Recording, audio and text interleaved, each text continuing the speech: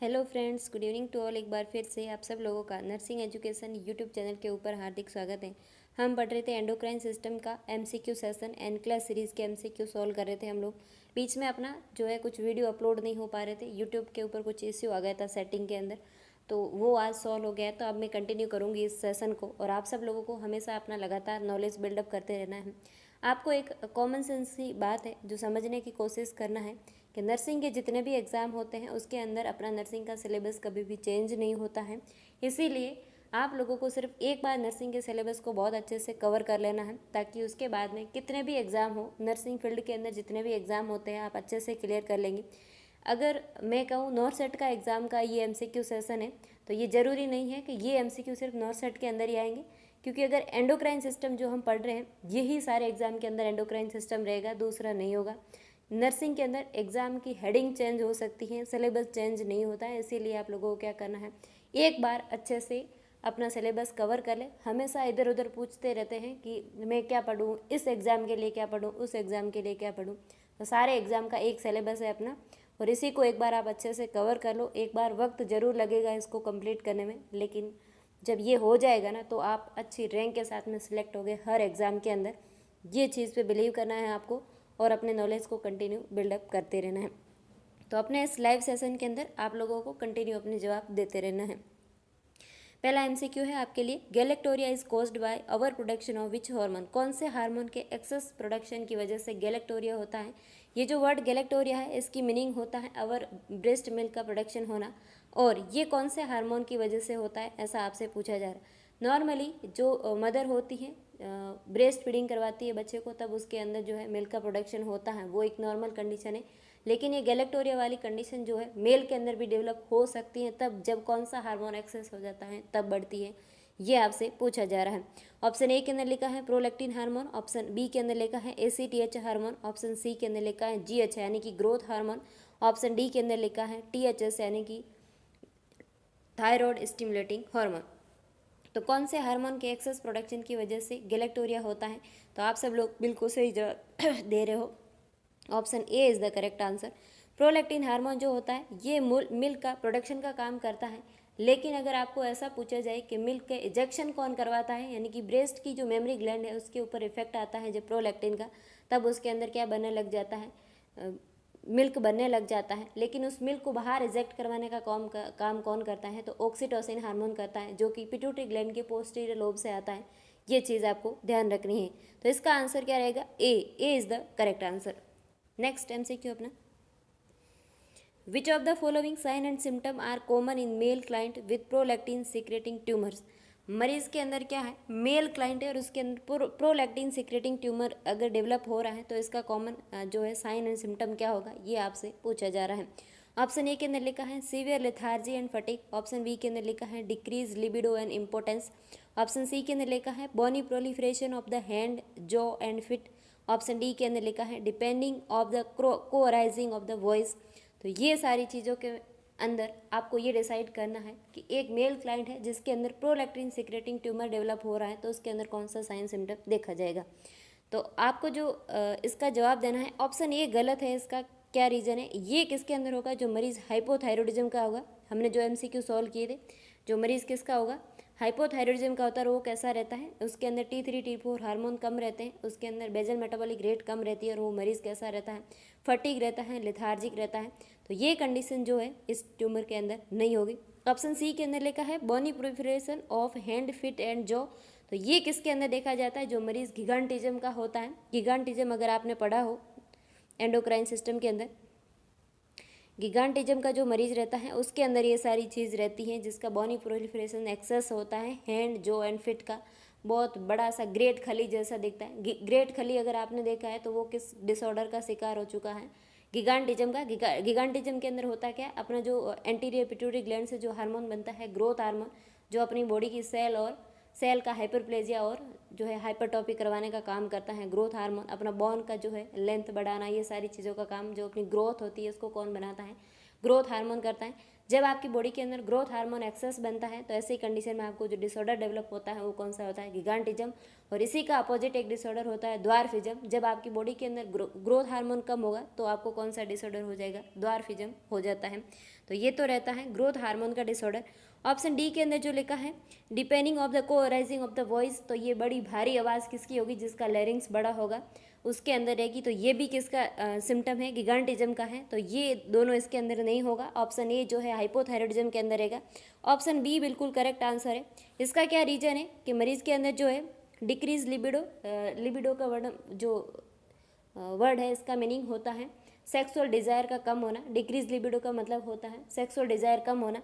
तो ये कब कम क्यों हो जाती है, प्रोलैक्टिन हार्मोन की वजह से। जब प्रोलैक्टिन हार्मोन मेल क्लाइंट के अंदर ज़्यादा बनता है तो ऐसी कंडीशन में उसके जो टेस्टोस्टेरोन हार्मोन होता है वो सप्रेस हो जाता है प्रोलैक्टिन की वजह से। इसीलिए ऐसे मरीजों के अंदर क्या डेवलप हो जाता है, डिक्रीज लिबिडो यानी कि सेक्सुअल डिज़ायर कम हो जाती है। तो इसका आंसर क्या रहेगा, B. B is the correct answer. Next MCQ अपना, A client is to have transpinal hypophysectomy to remove a large invasive or pituitary tumor. The nurse should instruct the client that the surgery will be performed through an incision in the। आपको पूछा जा रहा है कि एक मरीज है जिसके अंदर पिट्यूटरी ट्यूमर को रिमूव करने के लिए ट्रांसस्पिनोनल हाइपोफिजेक्टमी की जा रही है। हाइपोफिजेक्टमी का मतलब होता है आपको क्या करना है, हाइपोफिजियल फोसा जिसको अपन बोलते हैं सेला टर्सिका, उसके अंदर क्या रहता है पिट्यूटरी ग्लैंड, और उसको रिमूव करने के लिए ये सर्जरी परफॉर्म की जा रही है। और आपको बताना है इस सर्जरी के अंदर इंसिजन कहाँ दिया जाएगा, ये आपसे पूछा जा रहा है। अगर आपकी एनाटॉमी एंड फिजियोलॉजी बेसिक बहुत अच्छा है, एंडोक्राइन सिस्टम का, नर्व सिस्टम का, स्कल जो है अपना स्केलेटोमस्कुलर सिस्टम का, तो आप अच्छे से इसका जवाब दे सकते हैं। Back of the mouth, option B के अंदर लिखा है नोज। ऑप्शन सी के अंदर लिखा है sinus channel below the right eye. Option D के अंदर लिखा है upper gingival mucosa in the space between the upper gums and lips. तो जो है ट्रांस स्पिनोइडल, स्पिनोइडल का मतलब है अपनी जो स्पिनोइडल बोन कहाँ पे होती है, नोज के पास में रहती है अपर साइड में। तो यहाँ पे इंसिजन देंगे और एक्सटर्नली यहाँ पे इंसिजन रहता है, फिर यहाँ इसी के थ्रू जाते हैं अंडर, और वहाँ से सेला टर्सिका वाले एरिया से पिट्यूटरी ग्लैंड के ट्यूमर की वजह से उसको निकाला जाता है वहाँ से। उस सर्जरी को अपन बोलते हैं ट्रांसस्पिनोनल हाइपोफिजेक्टमी। तो आपको जवाब देना है कि ये इंसिजन कहाँ दिया जाएगा, upper gingival mucosa in the space between upper gums and upper lips के अंदर। ये बैक ऑफ द माउथ नहीं रहता है, नोज के अंदर इसका इंसिजन नहीं रहता है, sinus channel below the right eye नहीं रहता, ये कहाँ रहता है, upper gingival mucosa in the space between upper gums and lips. Upper gums और लिप्स रहता है, यहाँ पे इंसिजन दिया जाता है और ट्रांसस्पिनल बोन के थ्रू सेला टर्सिका वाले एरिया के अंदर जाकर के पिट्यूटरी ग्लैंड को रिमूव करना क्या कहलाता है, ट्रांसस्पिनल हाइपोफिजेक्टमी कहा जाता है। तो इसका आंसर क्या रहेगा, D. D is the correct answer. Next MCQ, to help minimize the risk of post-operative respiratory complication after hypophysectomy during pre-operative teaching the nurse should instruct the client how to। आपको पूछा जा रहा है pre operative आप मरीज को teaching दे रहे हो इसलिए कि आप पोस्ट सर्जरी रेस्पिरेटरी कॉम्प्लिकेशन को कम करने के लिए क्या करेंगे, ये MCQ के अंदर पूछा जा रहा है। ऑप्शन ए के अंदर लिखा है use blow bottles. Option B के अंदर लिखा है turn in bed. Option C के अंदर लिखा है टेक डीप ब्रीथ। और ऑप्शन डी के अंदर लिखा है कफिंग करने से ये रेस्पिरेटरी प्रॉब्लम कम हो जाएगी आपकी। इस रेस्पिरेटरी कॉम्प्लिकेशन को जो है मिनिमाइज़ करने के लिए, respiratory complication mostly general anaesthesia देने के बाद में क्या होता है, मरीज़ का जो डायफ्राम है वो पैरालिसिस हो जाता है। ऐसी कंडीशन के अंदर मरीज़ के अंदर एटेलेटैक्सिस डेवलप हो सकता है, और एटेलेटैक्सिस का मतलब होता है लंग्स का कोलैप्स होना। और इसको प्रिवेंट करने के लिए अपन मरीज़ को क्या बोलते हैं, आपको क्या करना है, सर्जरी के बाद में जब आप कॉन्शियस हो जाओ उसके बाद में आपको डीप ब्रीथिंग करनी है ताकि आपके लंग्स जो है कोलैप्स नहीं हो जाए। तो इसका आंसर क्या रहेगा, C. C is the correct answer. Next MCQ, following a transsphenoidal hypophysectomy the nurse should assess the client for. मरीज के अंदर जो है ट्रांसस्पिनल हाइपोफिजेक्टमी हुई है, आप किस चीज़ के लिए असेस करेंगे क्लाइंट को, ऐसा आपसे पूछा जा रहा है। ऑप्शन ए के अंदर लिखा है CSF लीकेज के अंदर। ऑप्शन बी के अंदर लिखा है fluctuating blood glucose level. Option C के अंदर लिखा है कुसिंग सिंड्रोम। और ऑप्शन डी के अंदर लिखा है कार्डियक एरिथमियाज के लिए असेस करेंगे। तो ट्रांसस्पिनल हाइपोफिजेक्टमी होने के बाद में आप किस चीज़ के लिए मरीज को असेस करेंगे, ऐसा आपसे पूछा जा रहा है। तो इसका जवाब क्या रहेगा, आपको जवाब देना है हम किस चीज़ के लिए असेस करेंगे, CSF लीकेज को देखेंगे। इसका क्या रीजन है, जब ट्रांसस्पिनल हाइपोफिजेक्टमी करते हैं अपन सेला टर्सिका तक जाते हैं तो ऐसी कंडीशन के अंदर जो इंसिजन है वो ड्यूरामेटर को क्रॉस कर सकता है। अपनी जो ब्रेन की कवरिंग रहती है ड्यूरामेटर, अरेक्नोइड मैटर और जो पाया मैटर रहती है, और जो अपना अरेक्नोइड स्पेस रहता है उसके अंदर क्या रहता है, सीएसएफ रहता है। जब भी किसी क्रेनियम की सर्जरी की जाती है तो इसको बहुत जो है क्लोजली मॉनिटर करना होता है सीएसएफ के लीकेज को। तो आपको मरीज़ के अंदर क्या असेस करना है, कहीं मरीज़ के अंदर राइनोरिया तो नहीं हो रहा है, नेजल डिस्चार्ज आ रहा है, तो आपको असेस करना है कि इसके अंदर डिस्चार्ज के अंदर सीएसएफ तो लीकेज नहीं हो रहा है। जब भी स्कल के अंदर जब कोई सर्जरी होती है तो आपको क्लोजली मॉनिटर करना होता है किस चीज़ के लिए, सीएसएफ लीकेज के लिए असेस करना होता है। तो इसका आंसर क्या रहेगा, A is the correct answer. Next MCQ अपना,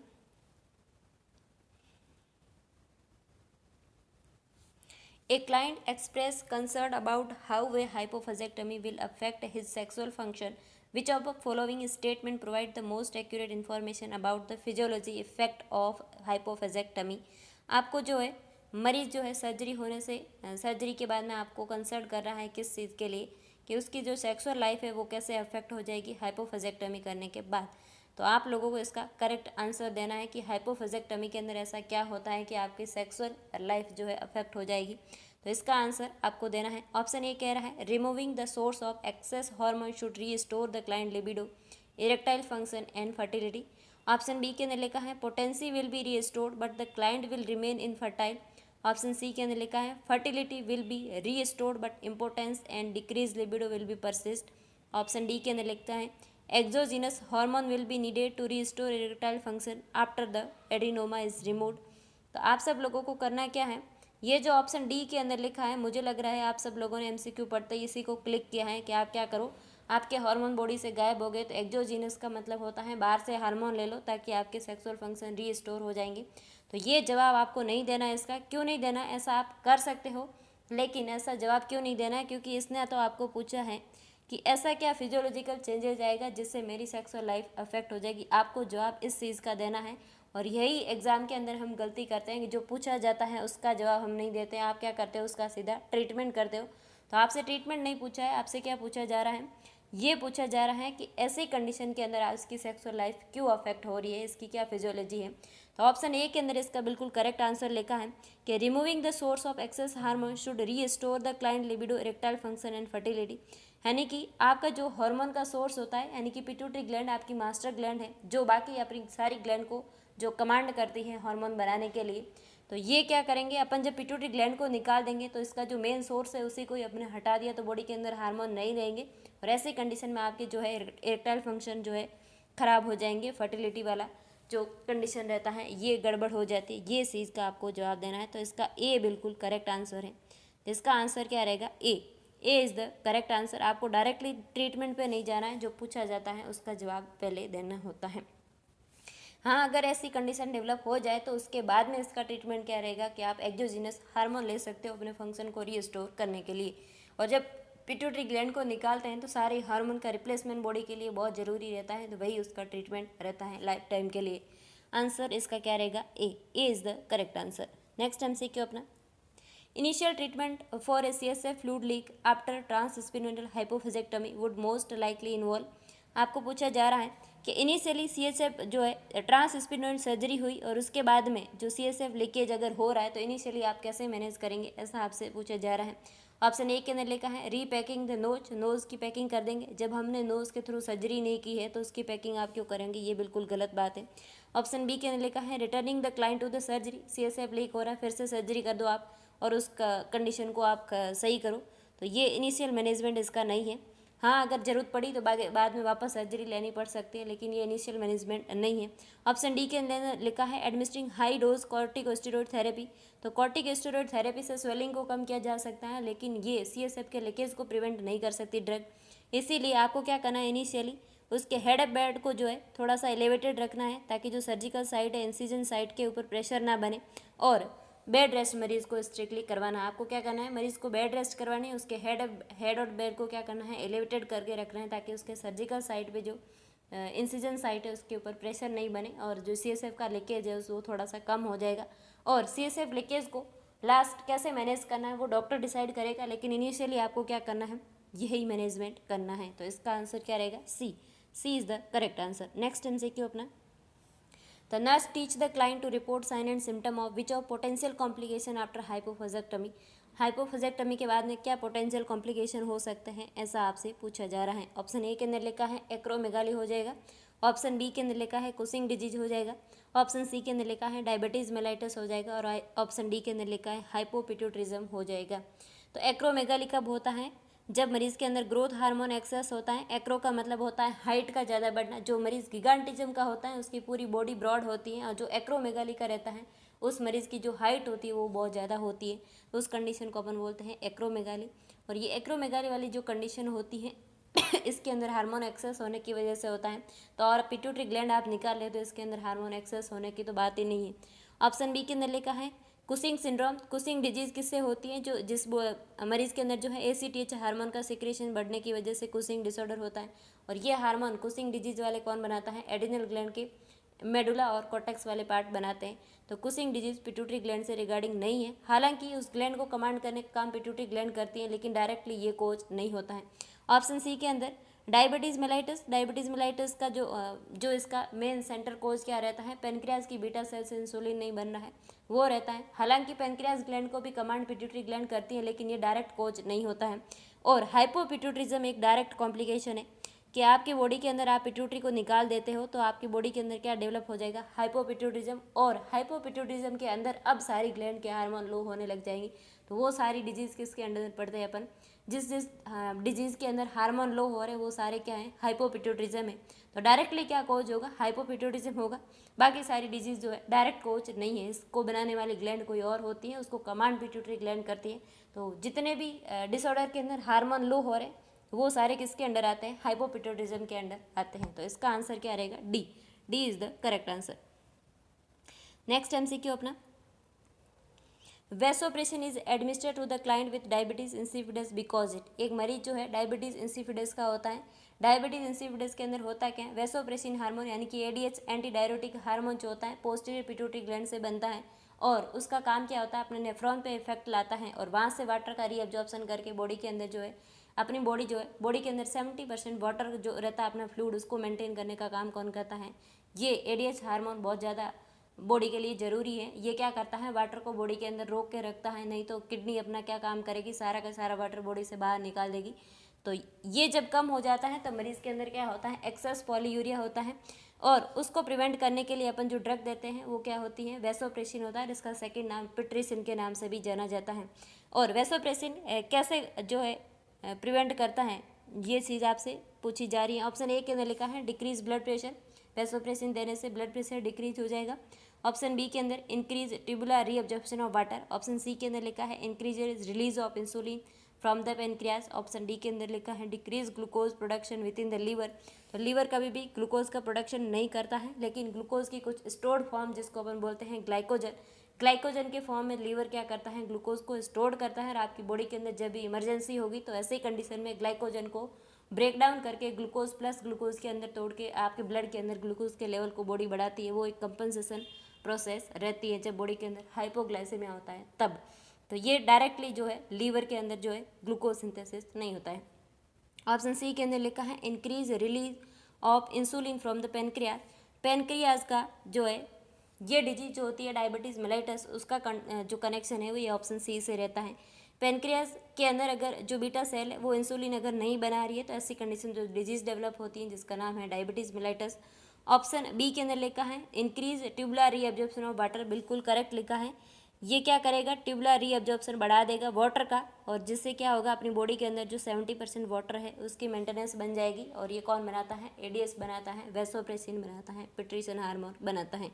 डिक्रीज ब्लड प्रेशर, तो इसके जब वाटर को बॉडी के अंदर ये रीस्टोर करेगा तो इससे ब्लड प्रेशर अगर डिक्रीज हो रहा है तो वो नॉर्मल कंडीशन में आ जाएगा। लेकिन मरीज़ के अंदर अगर एक्सेस पॉलीयूरिया हो रहा है, वाटर बिल्कुल नहीं रुक रहा है, तो ऐसी कंडीशन में हाइपोटेंशन हो सकता है।